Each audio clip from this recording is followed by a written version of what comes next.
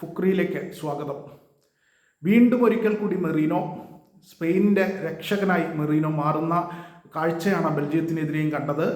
നേരത്തെ കഴിഞ്ഞ മത്സരത്തിൽ പോർച്ചുഗലിനെതിരെ പ്രീ ക്വാർട്ടറിൽ പോർച്ചുഗലിനെതിരെ സ്പെയിനിനെ ജയിപ്പിച്ച ഗോളടിച്ചത് മെറീനോ ആയിരുന്നു. അതും അവസാന നിമിഷ ഗോളായിരുന്നു. ഇത്തവണയും 88ാമത്തെ മിനിറ്റിലാണ് ബെൽജിയത്തിനെതിരെ മെറീനോ ഗോളടിച്ചത്.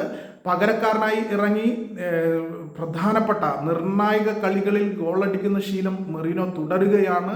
ഈ ലോകകപ്പിൽ 2 തവണ ഇപ്പോൾ പോർച്ചുഗലിനെതിരെയും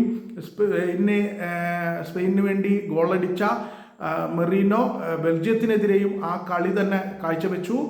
കോച്ച് ഏതാണ്ട് ഉറപ്പിച്ച മട്ടിലാണ് അവസാനം ഫിയന്തെ 80 മിനിറ്റിന് ശേഷം മെറീനോയെ ഇറക്കുകയും കളിയിൽ ഗോളടിച്ച് സ്പെയിനെ വിജയിപ്പിക്കുകയും ചെയ്യുന്ന ചുമതല മെറീനോയെ ഏൽപ്പിച്ച പോലെയുണ്ട്. എന്തായാലും മെറീനോ ഗോളടിച്ചു. 88ാമത്തെ മിനിറ്റിലാണ്. പിന്നീട് ഒരിക്കൽ കൂടി ബെൽജിയത്തിന് തിരിച്ചു വരാനുള്ള അവസരമുണ്ടായിരുന്നില്ല.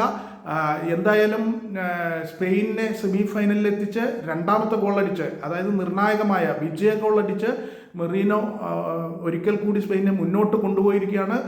സ്പെയിൻ സെമി ഫൈനലിൽ എത്തിയിരിക്കുന്നു. ഇനി അവർക്ക് 2 കടമ്പകളേ ഉള്ളൂ ലോക ചാമ്പ്യന്മാരാകാൻ. തീർച്ചയായും അടുത്ത കളികളിലും മെറീനോയെ സംബന്ധിച്ചിടത്തോളം ഇത് തന്നെയായിരിക്കണം റോൾ. അവസാന ഘട്ടത്തിൽ കളിയിലിറങ്ങി ഗോളടിച്ച് ടീമിനെ വിജയിപ്പിക്കുക എന്ന ഒരു റോളിൽ തന്നെയായിരിക്കും മെറീനോ ഇനി വരുന്ന മത്സരങ്ങളും കാണാനാവുക. എന്തായാലും മെറീനോയെ എതിരാളികൾ ഭയന്നേ മതിയാകൂ. കാരണം അവസാന ഘട്ടത്തിൽ ഇറങ്ങി ഗോളടിക്കുക എന്ന ശീലം മെറീനോ നിരന്തരമായി ഈ ലോകകപ്പിൽ ചെയ്തുകൊണ്ടിരിക്കുകയാണ്.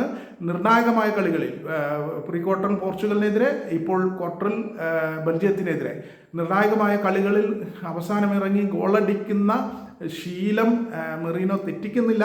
അതുതന്നെയാണ് സ്പാനിഷ് കോച്ച് ഫിയന്തയുടെ ബലവും ആ മെറീനോയുടെ അവസാന ഘട്ടത്തിലുള്ള വരവ്. എന്തായാലും അടുത്ത മത്സരങ്ങളിലും മെറീനോ ഈ അത്ഭുതം തന്നെ കാഴ്ചവെക്കുമോ എന്ന് നമുക്ക് കാത്തിരുന്ന് കാണാം.